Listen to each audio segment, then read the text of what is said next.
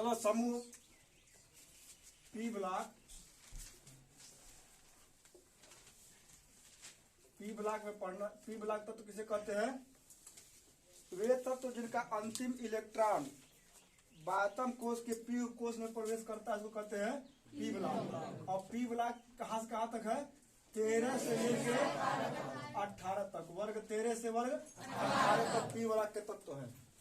इसको हम 13 3 14 4 15 5 16 6 17 7 18 शून्य कहते हैं। 18 हम लोग 13 14 कक्षा 11 पढ़ना था, 15 से लेके और 18 तक 12 पढ़ना है। और जो 9 नंबर से 7 नंबर के बीच में 7 से 9 के बीच में आएगा। इसके बाद हम लोग पढ़ रहे थे वर्ग 15 के तत्व। और वर्ग 15 में हम लोग इसको कहते हैं नाइट्रोजन परिवार के तत्व। कौन तत्व? नाइट्रोजन परिवार। और इसकी पहचान क्या है? तो इसके अंतिम कोश का जो इलेक्ट्रॉनिक विन्यास होता है N+2 N+3 होता है। और पी ब्लॉक का जो इलेक्ट्रॉनिक विन्यास है वो N+2 1 to 6 तक होता है। ठीक है। अब 15 नंबर का होगा N+2 Np3 और इलेक्ट्रॉनों की संख्या कितनी होगी? 5। तो वर्ग 15 के बाह्य कोश में इलेक्ट्रॉनों की संख्या 5। नाइट्रोजन परिवार है। नाइट्रोजन परिवार में तत्वों की कुल संख्या कितनी है? 5। Nitrogen, phosphorus, antimony. नाइट्रोजन का परमाणु क्रमांक 7, फास्फोरस का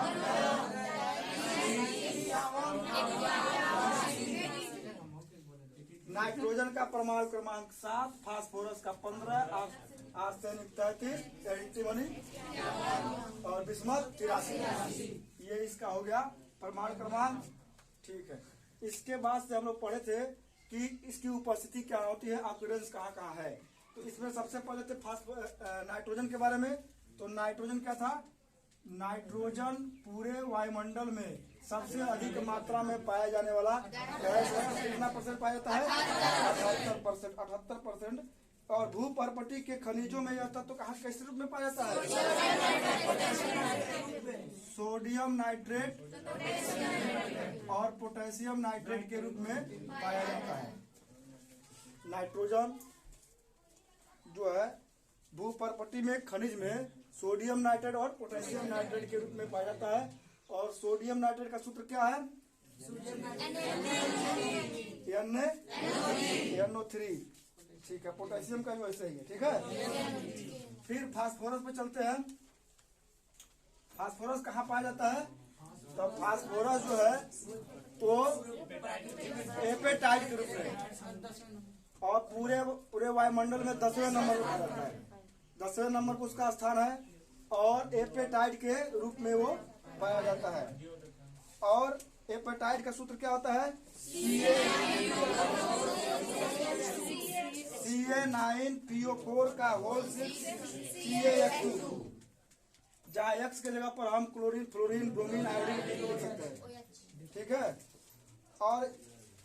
और फास्फेट के रूप में भी पाया जाता है। कैल्शियम फास्फेट और दांतों और हड्डियों में कैल्शियम फास्फेट के रूप में पाया जाता है।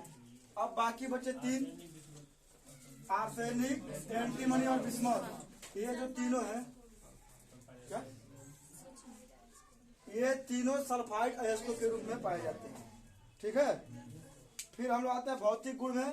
और भौतिक गुण धर्म जो देखेंगे वर्ग 15 का, तो इसमें जितने भी भौतिक गुणधर्म है वो सभी ऊपर से नीचे आने पर बढ़ते हैं, सिर्फ 2 गो के छोड़ के। कौन कौन है? आयनन ऊर्जा और विद्युत ऋणात्मकता। आयनन ऊर्जा, विद्युत ऋणात्मकता को छोड़ दिया जाए तो बाकी सभी ऊपर से नीचे, यानी इस वर्ग ऊपर से नीचे आने पर बढ़ते हैं और ये दोनों ऊपर से नीचे आने पर घटते हैं। ये तो पूरा भौतिक गुण था। फिर हम लोग आएंगे रासायनिक गुणधर्म में। और रासायनिक गुणधर्म में हम लोग देखे थे, रासायनिक गुणधर्म में हम लोग देखे थे पहला हाइड्रोजन से क्रिया। इस वर्ग का कोई भी सदस्य यदि हाइड्रोजन से क्रिया करता है तो MH3 प्रकार का हाइड्रोजन बनाता है, MH3 बनाता है। यानी अगर पहले नंबर से क्रिया कराया जाए तो नाइट्रोजन है, यह क्रिया करेगा H3 तो NH3 हो जाएगा, जो अमोनिया कहलाता है। आगे अमोनिया के बारे में पढ़ना है। इसी प्रकार सभी बनाते हैं। फिर दूसरे नंबर का रासायनिक गुणधर्म था ऑक्सीजन से क्रिया। तो जो ऑक्सीजन से भी क्रिया करता है तो वो नाइट्रोजन अकेले 5 प्रकार के ऑक्साइड बनाता है, 5 प्रकार के। इसमें से कौन कौन है? NO, NO2, N2O3, N2O और N2O। ये इतने प्रकार के ऑक्साइड बनाता है। उसके बाद हम लोग आगे बढ़ेंगे। तो ऑक्सीजन के बाद हो गया, और ऑक्सीजन के बाद हम लोग बढ़े थे हाइड्रोजन। तीसरा नंबर था हाइड्रोजन। हाइड्रोजन जो है, हाइड्रोजन का मतलब होता है यक्स, और इसमें आता है फ्लोरीन, क्लोरीन, ब्रोमीन, आयरन और एस्टेटिन, जिसमें ये इंपॉर्टेंट है। तो फ्लोरीन, क्लोरीन, ब्रोमीन और आयोडीन से जब ये तत्व क्रिया करते हैं तो किस प्रकार के ट्राई हैलाइड या पेंटा हैलाइड होते हैं। ट्राई हैलाइड या यानी अगर मैं लिखूं तो M2X3 या M2X5 इस प्रकार के हैलाइड बनाते हैं। M के जगह पे इसमें से कोई और X के जगह पे इसमें से कोई रख के बना देंगे। ठीक है, ये तो था इसका भौतिक और रासायनिक गुण।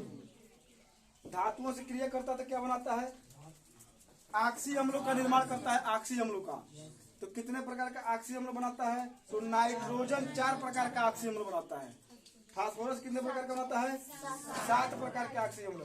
आर्सेनिक 2 ऑक्सी अम्ल बनाता है। एंटीमनी और बिस्मथ 1 बनाते हैं। फिर धातुओं के प्रति जब क्रियाशीलता थी, यही वाला फार्मूला धातुओं के प्रति भी लगा था। और इसके बाद हम लोग आते हैं नाइट्रोजन के बारे में। फिर हम लोग पहले तत्व, अब एक एक तत्व के बारे में पढ़ा जाएगा। तो इसमें हम लोग आए थे कि नाइट्रोजन पढ़ा था हम लोग का हेडिंग, और नाइट्रोजन की खोज और नाइट्रोजन के बारे में जिक्र किया गया था। तो सबसे पहले हम लोग देखे थे कि नाइट्रोजन समूह 15 का चौथा नंबर है, प्रथम नंबर का तत्व है। पहली बात हो गई।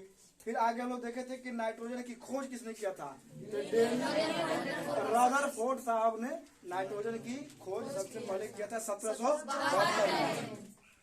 फिर लेवासिये ने इसका क्या किया था? लेवासिये ने इसके तत्व के रूप में बताया, और आगे क्या लिखा? और इसको कहा कि अजोट है। क्या कहा?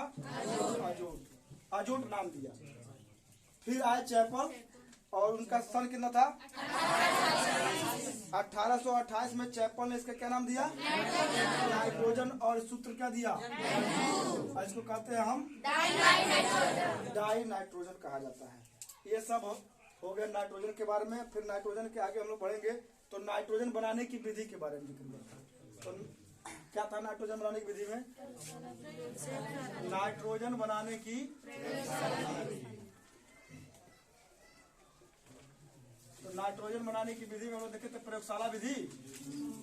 चलिए, तो कैसे बनाते नाइट्रोजन प्रयोगशाला में? तो हम लोग क्या गए थे, नौसादर को NaNO2 के साथ क्रिया करा दिए।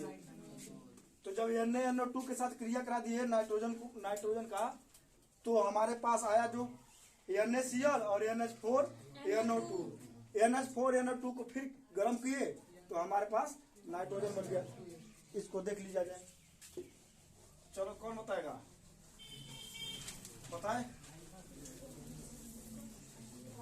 चलिए हम बता रहे हैं। देखो, बोलो बोलो बोलो, बताओ। क्या समय पर बता दीजिए। NH4Cl plus NaNO2 गिव्स, गर्म करने पर NaCl plus NH4NO2, फिर नीचे NH4NO2 gives N2 plus 2H2O। NaCl plus NH4NO2, पुनः NH4NO2 को लाएंगे इधर, NH4NO2 गिव्स, गर्म करेंगे, क्या बनेगा? N2 और 2H2O। ये है नाइट्रोजन बनाने की प्रयोगशाला विधि। नाइट्रोजन बनाने की प्रयोगशाला विधि, इसको क्या कहते हैं? नौसादर। ठीक है, चलिए। फिर नाइट्रोजन बनाने की अन्य विधि भी सावधानी भी बरतना है कि प्रयोगशाला में नाइट्रोजन बनाते समय हम धीरे धीरे गर्म करेंगे फ्लास्क को, नहीं तो विस्फोट हो सकता है। ये सब देखना है। इसके बाद हम लोग पहुंचेंगे और उपकरण कैसा होना चाहिए, वायुरोधी होना चाहिए और धीरे धीरे गर्म करना है। इस सब बातों को ध्यान देना है। चलिए, अन्य विधियां में हम लोग आए थे कि नाइट्रोजन बनाने के हमारे पास कौन विधि है, अन्य विधियां भी है। और अन्य विधियों में हम लोग जिक्र किए थे किसका, अमोनिया से बना देंगे नाइट्रोजन। ठीक है, अमोनिया से नाइट्रोजन कैसे बनाएंगे, कौन बताएगा? चलो बताओ भाई, बताओ बताओ। गलत बता रहे हैं, कौन बताएगा, जल्दी बताइए। NH4NO2 गिव्स गर्म करने पर N2 गैस प्लस 2H2O। ठीक है, अमोनिया द्वारा ना, ठीक, अमोनिया द्वारा बना है। अमोनियम नाइट्राइड द्वारा, अमोनियम नाइट्राइड का जो फार्मूला है देखिए, ये अमोनियम नाइट्राइड का फार्मूला है और इसी फार्मूले को सीधे यहाँ से लिख देंगे तो ये सीधे सीधे हो जाएगा एक और विधि। ठीक है, और क्या बन जाएगा, N2 + 2H2O। तो ये अन्य विधि में हो गया अमोनियम नाइट्राइड द्वारा। अमोनियम नाइट्राइड द्वारा भी अमोनिया बन गया। फिर हम बताते यूरिया द्वारा। यूरिया द्वारा कौन बताएगा, बताओ बताओ बताओ, खड़ा जाओ। यूरिया द्वारा बताइए, फटाफट बताइए। ClNaH2 + 2NaNO2 + HCl 3Cl gives क्या बता रहे हो, क्या बता रहे हो? पहले यूरिया सूत्र गलत बताया, बढ़ो बताओ जी, कौन इधर बताया था, इधर बोलो, याद है पूरा, बताओ। NH2CONH2 + 2NaNO2 + 2HCl gives NH2CONH2, ये है यूरिया का सूत्र। ठीक है, आगे बोलिए। यूरिया के सूत्र में क्या करेंगे, 2NaNO2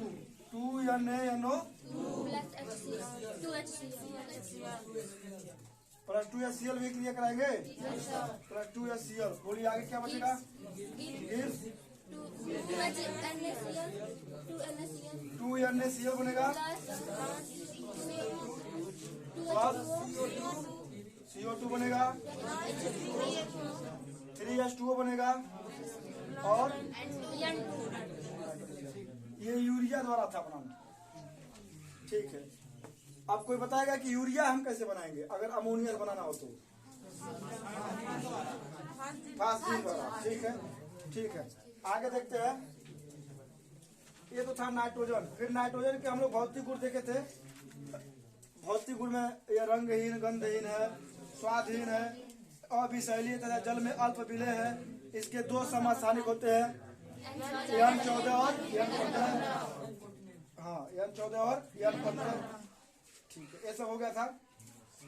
उसके बाद रासायनिक गुणधर्म में हम लोग आए थे हाइड्रोजन से अभिक्रिया। नाइट्रोजन का जब हाइड्रोजन से अभिक्रिया होता है तो कौन सी गैस बनती है, अमोनिया गैस बनती है। और इस विधि को कौन सा विधि कहते हैं, हाइबर विधि से अमोनिया। दोनों काम यही हो जाएगा। तो सबसे पहले रासायनिक गुणधर्म में था कि हम लोग क्या करें, हाइड्रोजन की क्रिया किससे करा दे, नाइट्रोजन और हाइड्रोजन की क्या करा दे, क्रिया।